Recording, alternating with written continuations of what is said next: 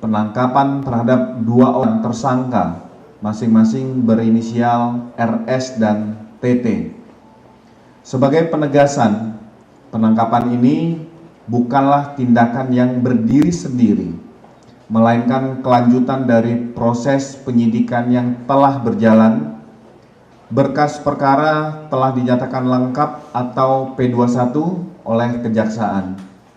Alat bukti telah dinilai lengkap memenuhi persyaratan dan setiap tahapan ditempuh sesuai ketentuan hukum acara pidana dengan menjunjung tinggi azas kesetaraan di hadapan hukum. Dengan demikian, langkah ini menjadi dasar hukum yang jelas dan dapat dipertanggungjawabkan. Penegakan hukum ini tidak ditujukan kepada pribadi maupun pandangan seseorang, melainkan kepada perbuatan yang diduga melanggar ketentuan pidana. Perkara ini juga ditangani secara profesional, proporsional, dan terukur. Kami juga menggarisbawahi bahwa penangkapan bukanlah sebuah vonis. Penangkapan merupakan bagian dari proses hukum yang sah. Dan setiap orang yang berstatus tersangka telah dilindungi azas praduga tak bersalah hingga ada putusan pengadilan yang memiliki kekuatan hukum yang tetap. Bravo Pak Pol, itu lagi tangkap si Tompel. Ya, kok mau ngajak perang ini ya. Lucu bagaimana seorang Khosinuddin ini malah nantang-nantang perang kepada Pak Jokowi dan dia menyatakan akan perang terbuka ini katanya. Tentang berkas P21 dan itu yang berulang kali kami persoalkan dan kami husnuzonnya bahwa nanti ketika ada panggilan polisi itulah konfirmasi bahwa berkas P21 dipanggil lengkap diserahkan kepada jaksa. Tapi yang dilakukan tidak melakukan pemanggilan, justru main tangkap-tangkapan saja nih. Udah kayak mafia saja di polisi, main tangkap-tangkapan saja. Sudah tidak punya malu lagi penegak hukum di negara ini ya. Masyarakat sudah mengontrol semuanya, tapi tidak punya malu semuanya. Tapi semua ini tidak bisa kita salahkan kepada aparat penegak hukum yakni polisi. Tapi sekali lagi ini semua gara-gara saudara Joko Widodo yang 10 tahun merusak institusi Polri yang kita cintai. Merusak bapak-bapak polisi yang banyak yang bersih di dalam pembelaan.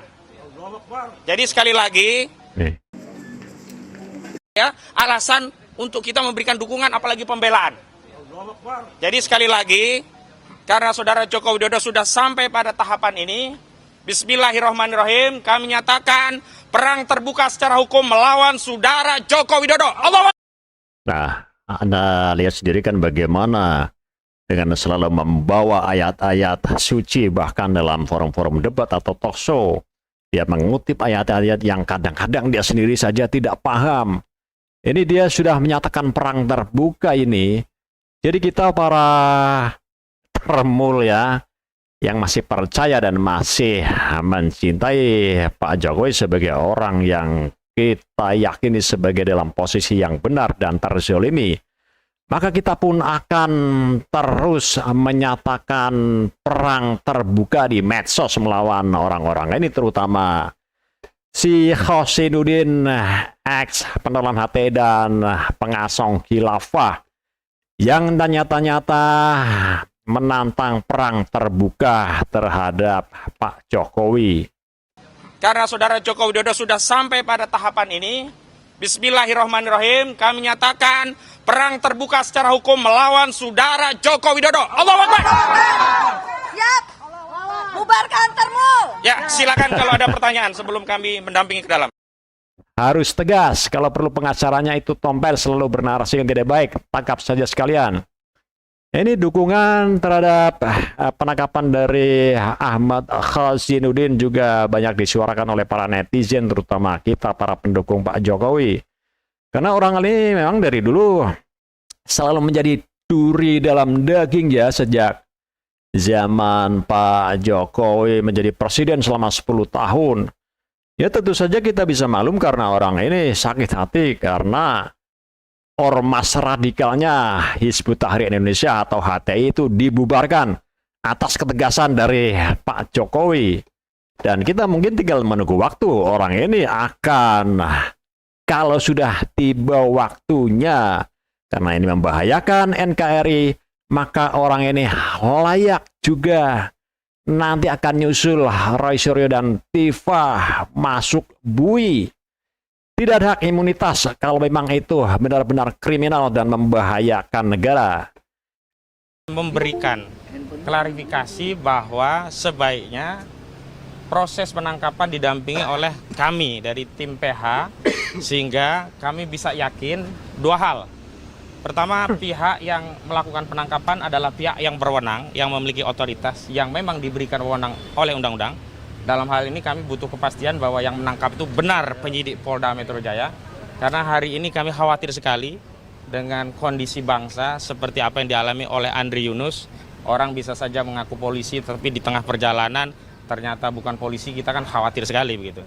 Yang kedua, kami juga butuh kepastian tentang alasan atau deskripsi alasan apa dalam surat penangkapan, sehingga perlu diambil upaya paksa, mengingat klien kami selama ini kooperatif. Bahkan kewajiban untuk melakukan wajib lapor selalu rutin dilaksanakan oleh klien kami, dan dalih apapun yang dianggap sebagai dasar untuk melakukan proses penangkapan menurut kami tidak terpenuhi baik secara objektif maupun secara subjektif. Namun setelah kami klarifikasi dari rekan kami yang lain di timnya Bu Tifa, ternyata memang Dr. Tifa Uziastia-Suma juga ditangkap pada waktu yang kurang lebih bersamaan, dan memang dikonfirmasi itu dari Polda Metro Jaya. Jadi yang pertama, meskipun kami prihatin, yang jelas kami lega bahwa klien kami memang diambil oleh orang yang sebelumnya kami anggap gerombolan, tetapi ternyata memang itu pejabat resmi dari penyidik Polda Metro Jaya. Ini adalah provokasi dari Kosinudin ya, yang selalu dengan kalimat yang berapi-api, seakan-akan orasi, selalu menyerang, menyudutkan pemerintah, aparat, hukum, negara, presiden, pokoknya seolah-olah dia yang paling benar.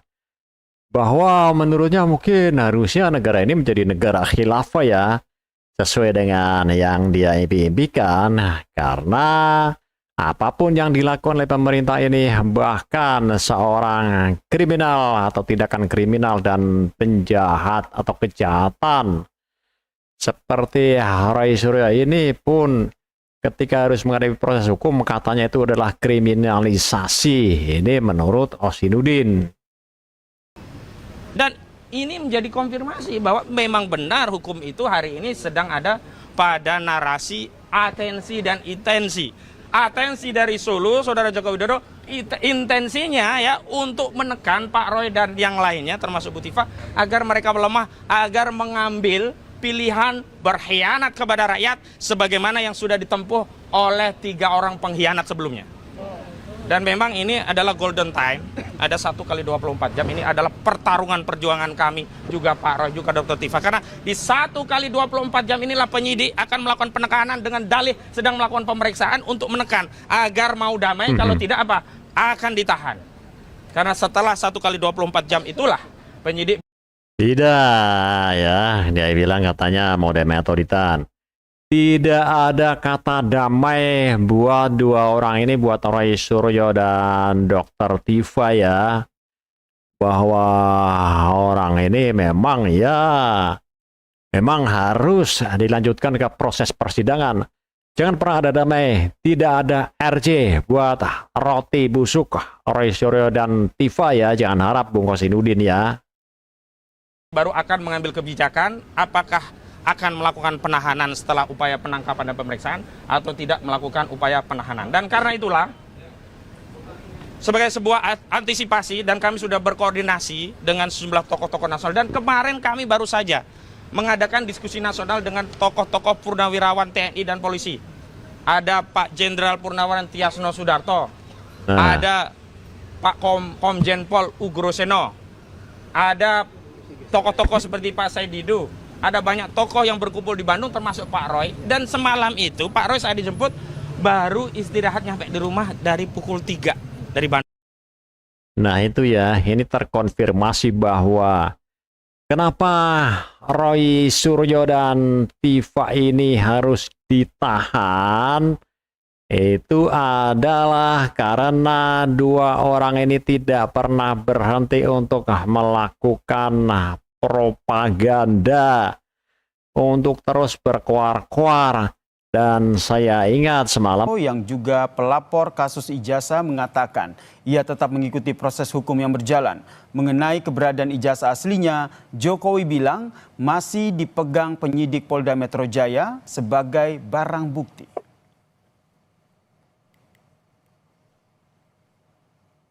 Ya, kita ikuti proses hukum yang ada sampai nanti di sidang pengadilan, karena nanti pengadilanlah yang akan memutuskan. Hadir langsung di persidangan? Iya, hadir. Akan hadir. Nanti kan akan membawa ijazah. Atau P21.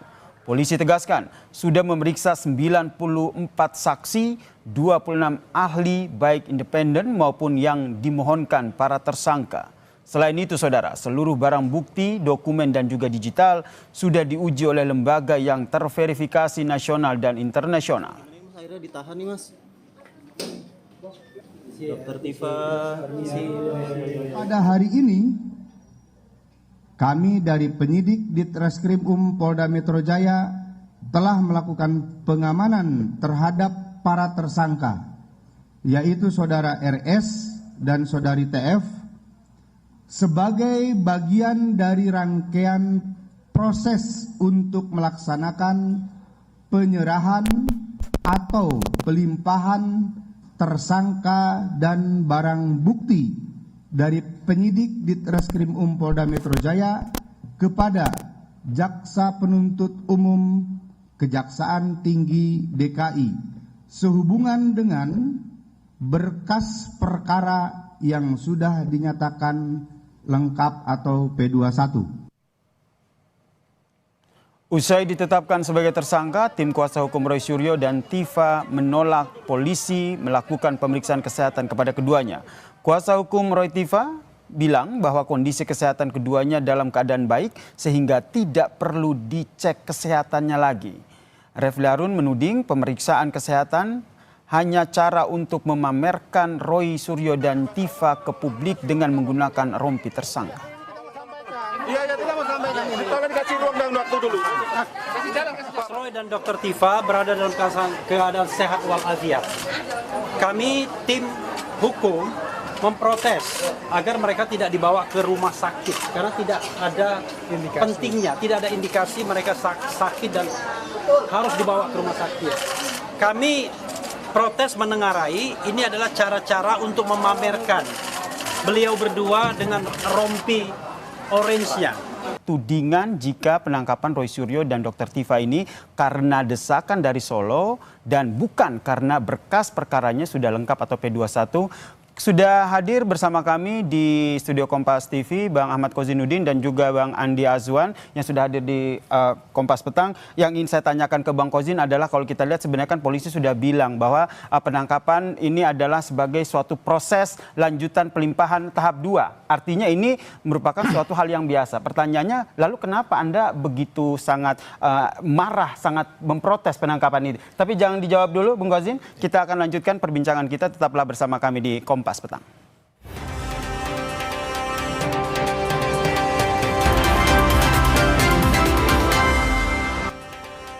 Dan saudara, kami hadirkan kembali informasi terkait dengan Roy Suryo dan juga Dr. Tifa yang sudah ditetapkan sebagai tersangka dan ditahan di Polda Metro Jaya. Ini adalah visual ataupun gambar yang kami dapatkan terkait dengan penangkapan Roy Suryo dan juga Dr. Tifa secara eksklusif. Dan saat ini yang tengah dilakukan adalah Polda Metro Jaya meminta untuk melakukan pemeriksaan kesehatan terhadap keduanya, namun dari pihak kuasa hukum Roy dan Tifa masih menolak sehingga upaya negosiasi untuk pelaksanaan proses pemeriksaan kesehatan ini masih terus dilakukan, saudara. Dan di studio Kompas TV telah hadir Bung Kozin dan juga Bung Andi Azwan. Pertanyaan gantung saya ke Bung Kozin tadi, kalau kita lihat kan sebenarnya polisi bilang bahwa penangkapan ini sebagai lanjutan dari proses pelimpahan tahap 2. Itu artinya kan sebenarnya ini adalah hal yang biasa. Lalu pertanyaannya, kenapa Anda begitu emosi, begitu sangat menyuarakan protes terhadap penangkapan ini? Baik, bismillahirrahmanirrahim. Hal yang biasa kalau itu dilakukan secara equal dalam setiap proses penegakan hukum.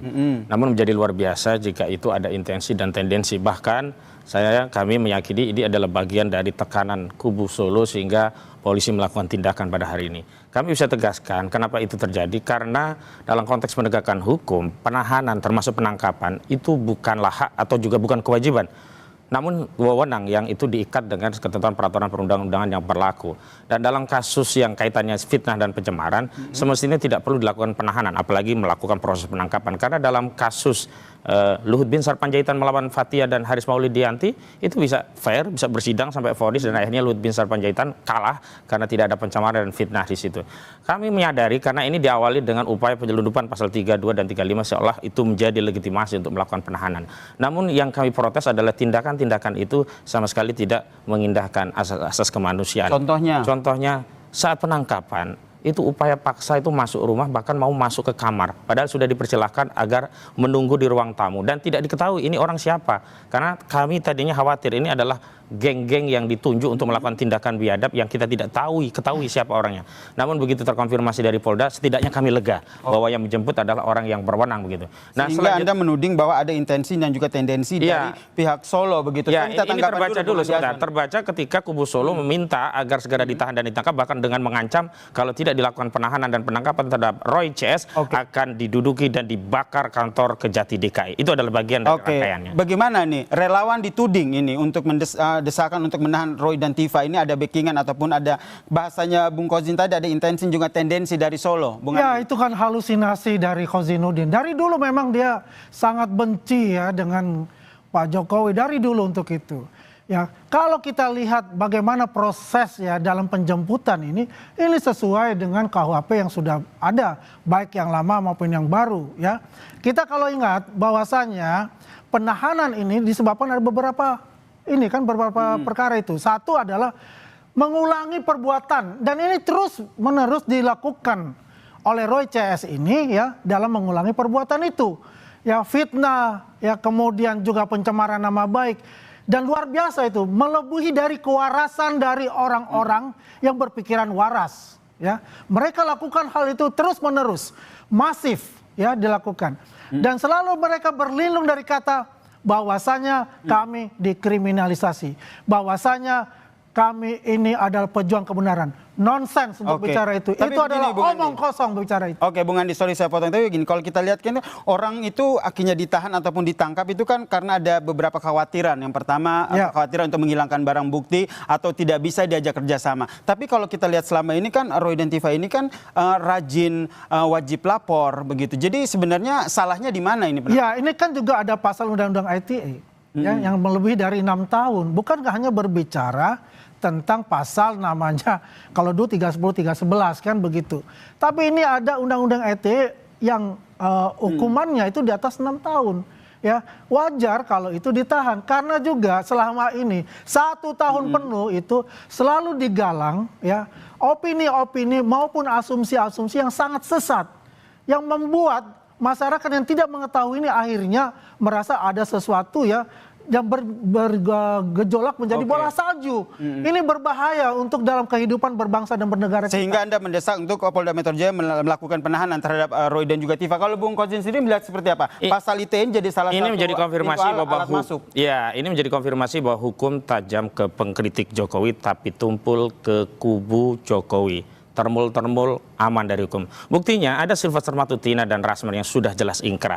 Kewajiban hukum untuk menangkap dan menahan tentu lebih relevan kepada orang yang sudah diputuskan secara inkrah dalam sebuah persidangan. Sementara ini kan baru tersangka. Dan lagi-lagi Bung Andi ini kan sok menjadi polisi. Kan rilis dari Polda tadi tidak seperti itu. Lihat aja, alasannya itu bukan karena adanya kekhawatiran melarikan diri, menghilangkan barang bukti atau mengulangi perbuatan lagi. Tetapi ini bagian dari proses. Bagian dari proses untuk tahap 2 yang dimana penyidik harus menyerahkan barang bukti dan tersangka. Itu alasan dari penyidik. Makanya Bung Andi ini terlalu maju seolah-olah dia menjadi penyidik. Konferensi persnya bisa dilihat lagi kok tadi di Polda. Namun saya pun tetap mengkritik kalau persoalannya hanya tahap 2, bukan karena kekhawatiran melarikan diri, menghilangkan barang bukti atau mengulangi tanda lain. Tahap 2 untuk penyerahan ke jaksa begitu.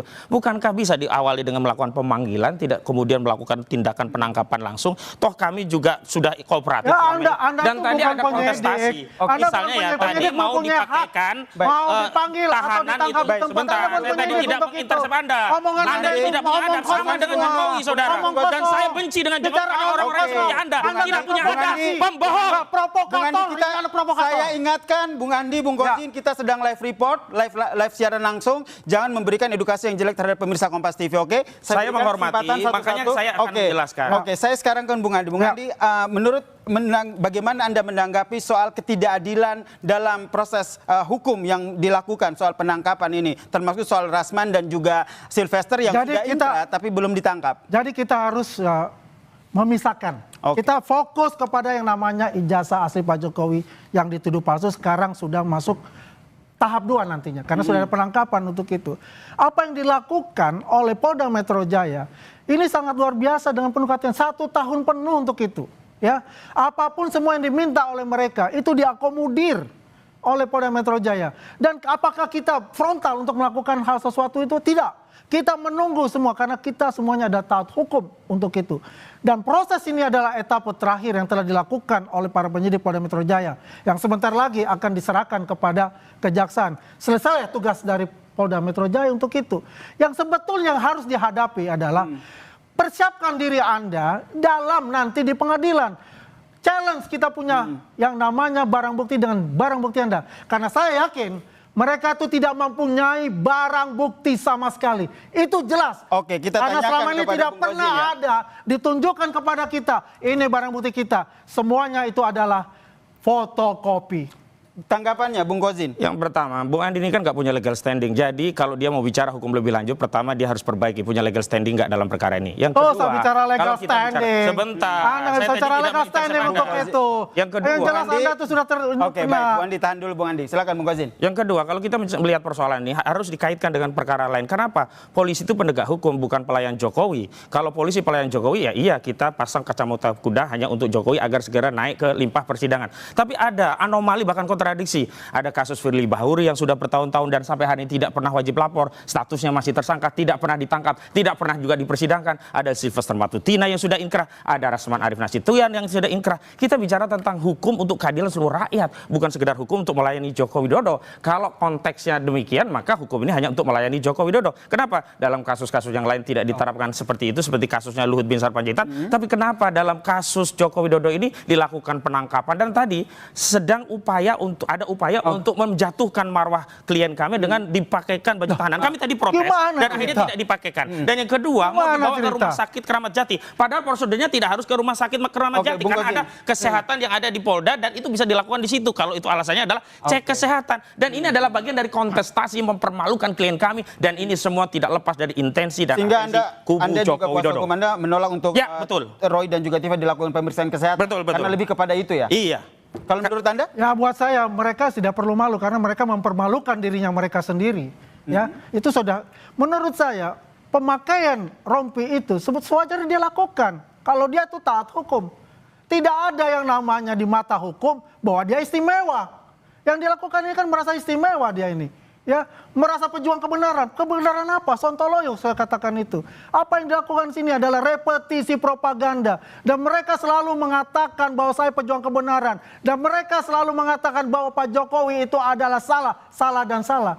Ya, tetapi kenyataannya sekarang bahwasanya hukum telah tegak berdiri, bahwasanya mereka yang selalu mengatakan kami kebal hukum, di sini dibuktikan bahwasanya Polda Metro Jaya sudah menegakkan yang namanya hukum di atas semua. Oke, hukum di atas semua. Tadi juga Bang Kozin bilang bahwa dengan penangkapan Roy dan juga Tiffany, Anda menyatakan perang terbuka secara hukum. Ini maksudnya apa, Bung Kozin? Maksudnya kami tidak akan lagi memberikan kompromi sedikit pun terhadap perkara ini, khususnya kepada Joko Widodo, untuk menimbulkan segala hal yang mungkin bisa berdampak kepada Joko Widodo, baik secara hukum maupun secara politik, termasuk kontestasi dia sebagai orang yang akan diberikan jaket PSI. Kami akan juga masuk ke sana. Kenapa demikian?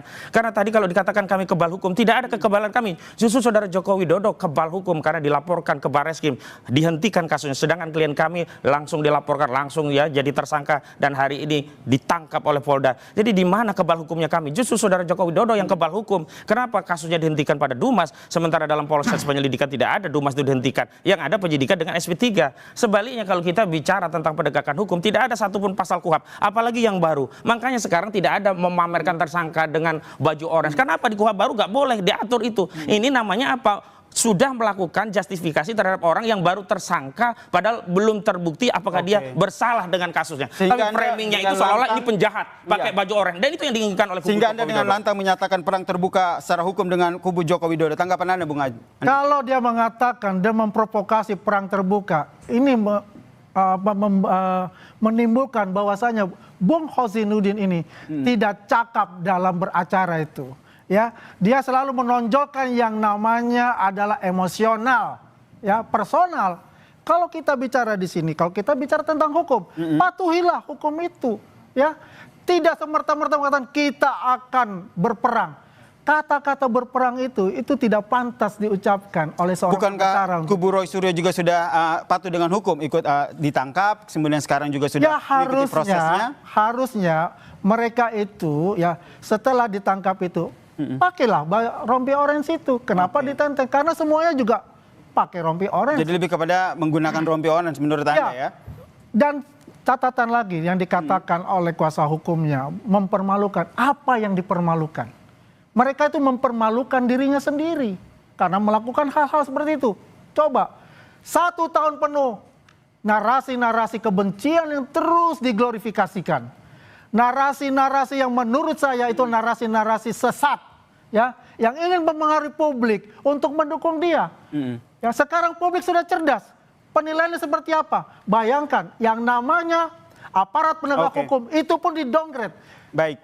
Petugas-petugas itu pun juga diperolok-olok. Oke, tahan dulu, Bung Andi. Petinggi pun diperolok-olok. Ini berbahaya buat ke depan nantinya. Nah, kalau kita lihat, ini ada 94 saksi yang sudah diperiksa, 26 ahli yang juga sudah diperiksa. Bung Kozin, melihat Anda ketidakadilan seperti apa yang menurut Anda? Dan kalau seandainya Roy Suryo dan juga Dr. Tifa sudah ditangkap, menurut Anda apakah ini bisa dikatakan akhir dari kasus ijazah Jokowi? Oh, masih jauh, karena ini bukan pembuktian, ini bukan vonis. Polda juga menyatakan ini adalah bagian dari rangkaian proses, bukan vonis. Dan penangkapan ini tidak menunjukkan Jokowi itu ijazahnya asli, tidak. Belum ada proses terhadap itu. Verifikasinya masih nanti di persidangan, otorisasinya nanti melalui putusan pengadilan. Dan hari ini kita dipertontonkan dengan suatu tindakan yang tidak memiliki basis hukum. Misalnya diberi rompi orange, mana dasar KUHP-nya? Yang kedua tadi bicara tentang menolak, kalau tidak ada dasarnya memang harus ditolak. Dan kalau kita bicara tentang perang hukum, kita bicara basis moral.